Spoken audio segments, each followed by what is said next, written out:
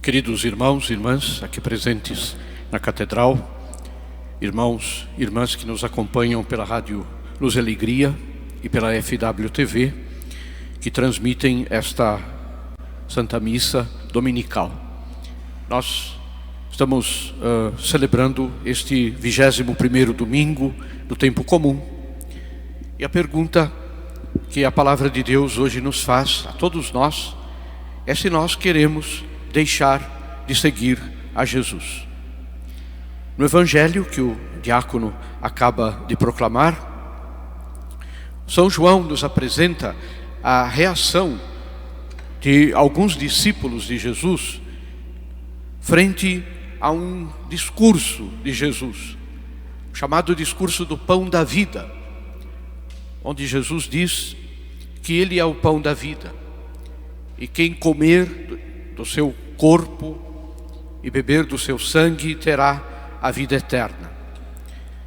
E estas palavras de Jesus produzem um efeito em alguns discípulos que se escandalizaram com elas, porque não conseguiam imaginar, não conseguiam entender como é possível alguém se alimentar do corpo de outra pessoa.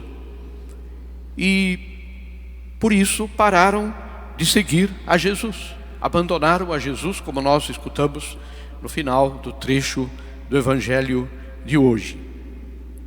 E Nosso Senhor insiste, não corrige as suas palavras. Ele não falou por acaso ou por engano estas palavras sobre o seu corpo e sobre o seu sangue. E portanto, depois desta manifestação de Jesus, fica claro para os discípulos o que significa aceitá-lo. Não é possível ser discípulo de Jesus sem a quebra, a ruptura com a lógica humana, com o pensamento humano, até com a lógica humana. É a quebra que Nosso Senhor exige na própria vida, no próprio pensamento, nos próprios valores. O que Nosso Senhor quer ensinar, entregando o seu corpo e o seu sangue como alimento para nós, é que nós também, assim como Ele, devemos deixar de lado uma vida centrada em si mesmo e passar para uma outra dimensão, a vida de entrega a Deus, a exemplo de Jesus, que entrega a sua carne, o seu sangue por nós. Portanto, o Evangelho de hoje, ele quer nos fazer entender, e aí na verdade está a grande dificuldade daquelas pessoas de entenderem a Jesus, que nós temos que sair do círculo fechado do egoísmo, da preocupação consigo mesmo. Nosso Senhor ensina isso. Para ser feliz é preciso deixar de pensar em si, egoisticamente, e começar a viver uma nova realidade, que é a realidade da entrega da própria vida. E Ele nos dá o exemplo disso. Não é palavra somente de Jesus, não é um conselho que Nosso Senhor nos dá, mas é o que Ele fez da sua vida. Todas as nossas igrejas têm a cruz, têm na frente o Calvário. Em alguns momentos da história da igreja se quis tirar a cruz, não ter mais a cruz nas igrejas, se pintavam ali o Cristo ressuscitado. E eu digo a vocês com sinceridade, como bispo, tenho insistido muito com os padres para que recoloquem a cruz no seu lugar, porque o mistério da cruz é o mistério daquilo que Jesus pede de cada um de nós, de entregar a nossa vida por amor, assim como Ele fez. É claro que o Senhor está vivo, está ressuscitado, mas a ressurreição de Cristo aconteceu por causa da cruz, por causa da sua entrega. E nós temos que olhar para a cruz e aprender de Jesus o que Ele quer de nós, o que Ele espera de nós, que nós crucifiquemos o nosso egoísmo, o nosso pecado, o mal que muitas vezes tenta aflorar em nossa vida, e assim sim entreguemos amorosamente a nossa vida pelo bem dos nossos irmãos, pela nossa fidelidade a Deus. Jesus exige esta quebra, esta ruptura. É uma mudança de rumo na própria vida, que significa abrir-se para os horizontes de Deus e superar os horizontes pequenos, que muitas vezes nós podemos estar dentro de uma prisão e estar contentes, porque da janela da prisão nós enxergamos o sol, por exemplo, enxergamos uma paisagem, mas estamos presos. Nosso Senhor não quer que nós fiquemos presos em nós mesmos. O horizonte que Ele nos oferece é um horizonte amplo, aberto, não de prisão.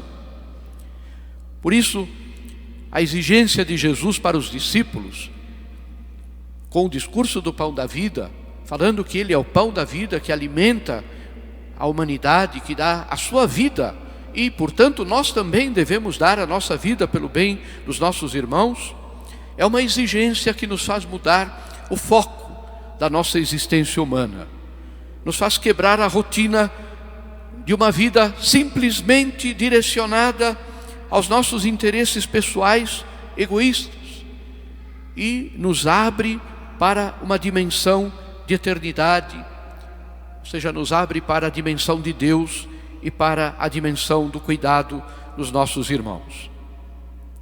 Queridos irmãos, a única opção para uma autêntica felicidade, que já começa aqui neste mundo e depois será plena no céu, é a nossa adesão a Jesus. Aquilo que São Pedro, de certa forma, falou em nome de todos nós. A quem iremos, Senhor? Tu tens palavras de vida eterna. Nós acreditamos e conhecemos que Tu és o Santo de Deus. Diante da proposta exigente do Evangelho, a nossa resposta tem que ser a resposta de Pedro. Para onde nós vamos sem Jesus? O que vamos fazer da nossa vida sem Ele? Que felicidade nós vamos alcançar neste mundo, nesta terra, se nós estivermos longe dEle? Como é que alguém pode viver se enganando, imaginando que vai viver eternamente feliz aqui, porque tem bens materiais, porque tem saúde, porque tem um nome respeitado? O que é isso? Quando chega o momento em que cada um de nós vai se encontrar, não consigo mesmo, porque consigo mesmo nós temos que nos encontrar a cada dia, mas o dia em que nós vamos nos encontrar com Deus, o que é que vamos apresentar para Ele? Do que serve a conta bancária alta? Do que serve o nome respeitado? Do que serve o cargo que ocupou? Essas coisas humanas, o que vai adiantar disso, se nós não vivemos a nossa vida fundamentados no amor de Cristo, a Ele e aos nossos irmãos? Estas exigências de Jesus, queridos irmãos, são duras, sem dúvida, e nos recordam que a conversão sempre exige dificuldades, dores, sofrimentos, contrariedades. São Paulo diz que a palavra de Deus é como uma espada que fere o íntimo do ser humano. Tantas vezes esta espada precisa cortar o egoísmo, o comodismo, a busca de uma vida de simples tranquilidade humana. Cristão é quem escolhe a Cristo e o segue de forma incondicional. Não há outra forma de ser cristão, senão na radicalidade de escolher a Jesus e seguir o caminho que Ele nos propõe. As demais leituras que nós escutamos, elas nos ajudam a entender melhor este contexto da entrega, da generosidade que nós precisamos ter. A primeira leitura, nós lemos um trecho do livro de Josué, que nos recorda as principais etapas da história da salvação. E depois, o povo hebreu chega num momento em que ele tem que escolher, porque havia gente que adorava os deuses falsos, adorava os deuses dos povos pagãos, e os profetas colocaram o povo diante de uma encruzilhada, diante de uma escolha. O que vocês querem? Vocês vão abandonar o Deus da aliança, o Deus que nos tirou do Egito, o Deus que cuidou de nós no deserto? Vocês vão abandonar? E o povo parece que toma consciência e diz: não, nós vamos continuar adorando e servindo ao Deus verdadeiro. Isto tudo inspirados por Josué, que diz: eu e minha família vamos adorar o Senhor. Queridos irmãos, este deve ser sempre o nosso desejo, o nosso pensamento.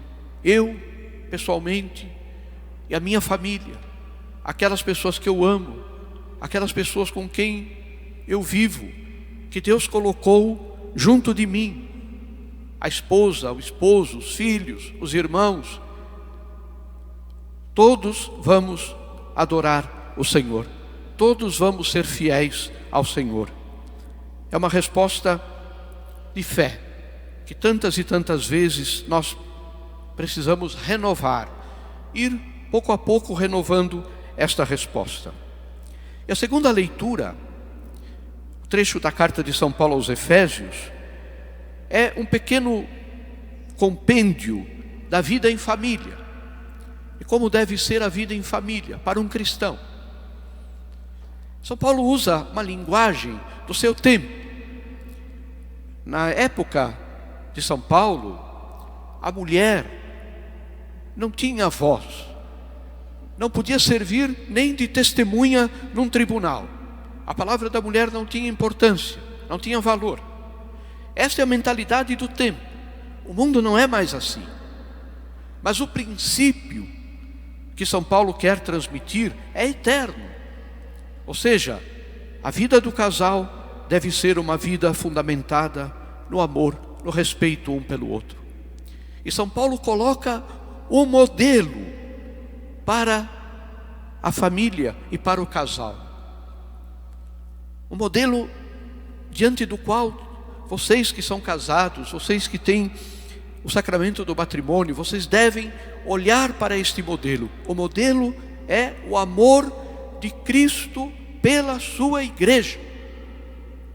Cristo deu a sua vida pela igreja, ou seja, por nós todos, e deu a sua vida por amor. E portanto, este deve ser o modelo do relacionamento de um casal. O amor, amor que é entrega, amor que é generosidade. Hoje, queridos irmãos, se fala muito de direitos, se fala muito de necessidades, e que as pessoas precisam disso, precisam daquilo, têm direito. Talvez seria preciso falar um pouquinho também de deveres, de responsabilidades. No mundo que se paganizou, quem começa a ceder em coisas pequenas, quando se der conta, terá arruinado o seu casamento, terá arruinado a sua família. Dificilmente uma negação do amor, uma traição do amor, começa em grandes situações, mas começa na infidelidade das pequenas coisas, no não tratar-se bem, no se permitir agressividades na palavra, no ter atitudes de violência, que muitas vezes não é só violência física, essa violência é gravíssima, naturalmente, mas existem outras formas de ser violentos, maltratando-se, desrespeitando-se. E o amor não é que não existia ou que terminou, é que as pessoas destruíram o amor. E é preciso cuidar do amor. Cuidar do amor significa cuidar um do outro, cuidar-se. E é o que São Paulo nos diz. Este é o amor que Cristo tem pela igreja. De novo nós voltamos ao mistério da cruz. Amar quer dizer gastar-se pelos outros, quer dizer entregar-se pelo bem dos demais. Amar um filho não quer dizer dar tudo o que o filho quer e pede. Amar a esposa não significa estabelecer uma rotina no relacionamento, onde não existe mais a preocupação um pelo outro, onde cada um só pensa em si. Como é possível que um amor possa sobreviver ao egoísmo, ao desrespeito? O apóstolo São Paulo, nesta leitura, nos lembra exatamente isso. É preciso amar-nos e, especialmente na vida da família, amar-se assim como Cristo amou a sua igreja. Ama a sua igreja. Queridos irmãos, todos nós gozamos desta graça que Deus nos dá. O casal, quando se apresenta na igreja para receber a bênção matrimonial, que o casamento não é o padre que faz, o casamento, os ministros do casamento, é o noivo e a noiva. O sacerdote abençoa o casamento e é testemunha em nome da igreja. Quando o casal se apresenta para celebrar o sacramento do matrimônio, ele recebe de Deus uma graça para a vida inteira. É o que muitas vezes as pessoas não entendem hoje. Para que casar na igreja? Que necessidade tem de assinar os papéis?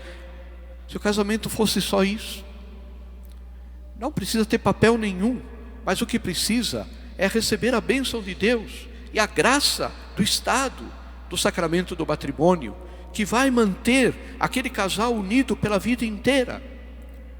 Mas isto não é mágica. Isto só acontece quando as pessoas cuidam do amor, quando as pessoas cuidam umas das outras, na família e no relacionamento familiar. Queridos irmãos, receber a Sagrada Eucaristia, na Santa Missa Dominical, daqui a alguns momentos, Nosso Senhor se faz pão e vinho, corpo e sangue de Jesus. Este alimento é o alimento que nos dá a capacidade de dar a vida um pelo outro. Comungar não é só um ato meu, pessoal, de amor a Jesus. Comungar é, antes de tudo, também ganhar de Deus a força para seguir a Cristo e para viver a realidade que o Senhor pediu da minha vida. Um casal que comunga e um casal que participa da Santa Missa juntos, recebe a cada semana como que uma injeção violentíssima de uma vitamina espiritual para manter a sua vida, para manter o seu amor sempre vivo, sempre constante. Aproveitemos o que Deus nos oferece para que a nossa vida de cristãos tenha de verdade esta qualidade que Deus quer que ela tenha.